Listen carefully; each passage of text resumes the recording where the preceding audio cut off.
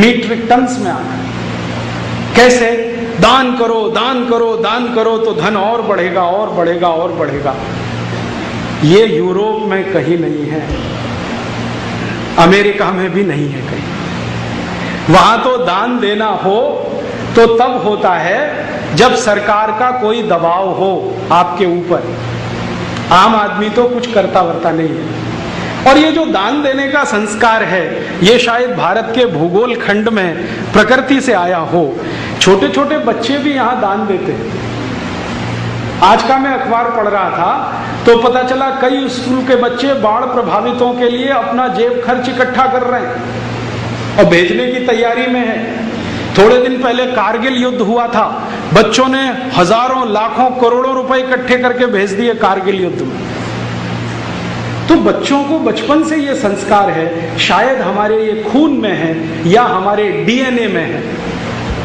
हमारा genetic material ऐसा है जो बिना दान दिए हमको संतोष ही नहीं होता।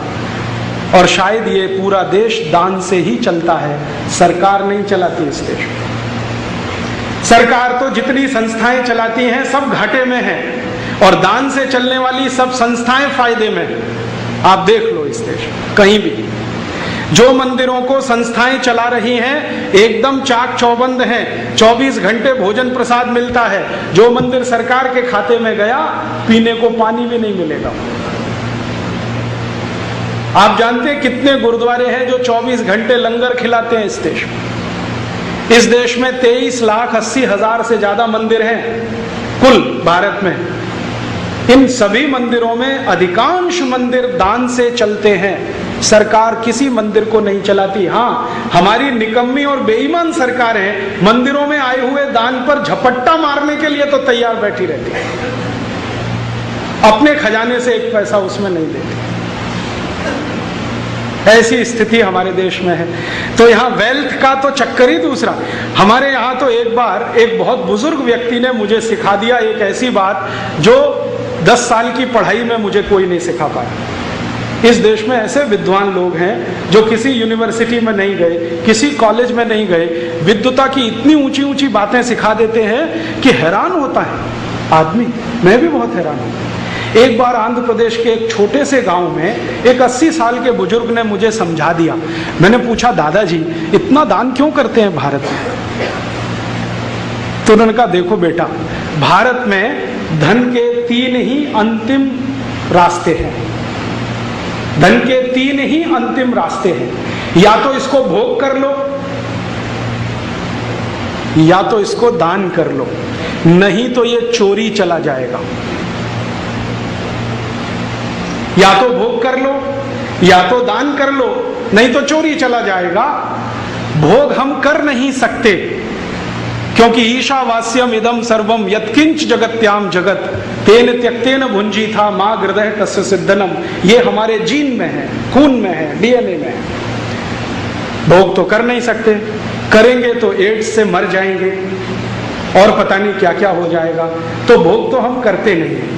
और ये मैंने देखा है भारत में जो पुराने करोड़पति हैं ना, नए वालों की बात नहीं करता, पुराने जितने भी करोड़पति हैं, एक धोती और एक कुर्ता उसी में जिंदगी काट देते हैं।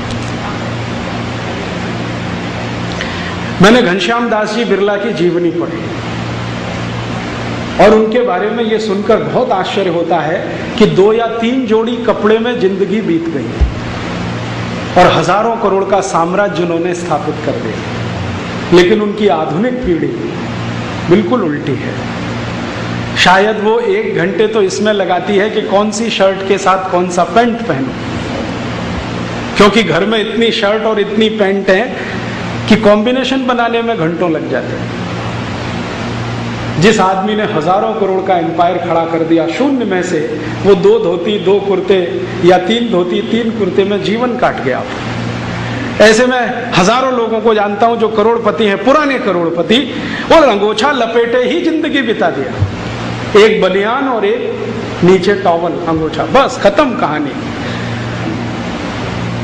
हम मानते हैं कि ज्यादा भोग अपने लिए नहीं है। और भारतीयता में जो सबसे बड़ी मान्यता है ना, वो ये है कि कम से कम अपने ऊपर खर्च करो। क्यों? ये शरीर नश्वर है, इसको लीप पोतने में क्यों लगे हुए? थोड़े दिन में चला जाएगा, कुछ बचेगा नहीं इसमें। तो ज्यादा से ज्यादा दूसरों पे खर्च करो। तो हमारा जो निजी जीवन है ना, प्राइवेट लाइफ, वो बहुत संयमित है, कम खर्चे वाली है। और हमारी जो पब्लिक लाइफ है वो बहुत खर्चीली है, बहुत पैसे वाली है। पब्लिक लाइफ माने हम मंदिर बनाएंगे, करोड़ों रुपए खर्च करेंगे। मंदिर का प्रतिष्ठा समारोह होगा, करोड़ों रुपए खर्च करेंगे। दावत होगी, क्या क्या होगा, सब कुछ होगा, करोड़ों रुपए खर्च होंगे। लेकिन हम अपनी जिंदगी में कम से कम खर्च करेंगे। हम शादियां करेंगे बेटे बेटियों की, बहुत खर्चा होगा, लेकिन निजी जिंदगी में कसकसाते हैं 10-10 रुपए खर्च करने के लिए। ये हमारा जेनेटिक मटेरियल है, ये डीएनए ऐसा है। और ये डीएनए कोई आज का नहीं है, हजारों साल का है। तो ये शायद भूगोल की स्थिति ऐसी है, इसमें से बना होगा। शायद ईशावास्यम इदम सर्वम, जो किसी महान व्यक्ति ने कह दिया, वो हमारे रग रग में घुसा होगा। इसलिए तो कहा, जो अंदर होता है वही कहा जाता है, और जो होता ही नहीं है वो निकल नहीं सकता मुंह से। तो हमारी रग रग में होगा। पुराने सब लोगों को मैं देखता हूं, इतना सीधा सादा सरल जीवन, और पैसे संपत्ति में करोड़पति। तो हमारे यहां वेल्थ के बारे में इतनी निश्चिंतता है कि इसको दान करो बहुत बढ़ेगा, नहीं करोगे तो चोरी जाएगा, चोरी जाएगा तो अफसोस करोगे। और वो हमें दिखाई देता है आज के जमाने में। जो कंजूस लोग पैदा हो गए अमेरिका और यूरोप से प्रभावित होकर, ये जो कंजूस है ना, ये भारत के नहीं है, ये सब अमेरिकी हैं, यूरोपियन। हाँ, मैं मानता ही नहीं कि जो कंजूस है वो भारतीय है। भारतीय कंजूस हो गया तो भारतीयता चली जाएगी। ये जो अमेरिकी असर हम में आ गया, यूरोपियन असर आ गया, हम कंजूस हो गए।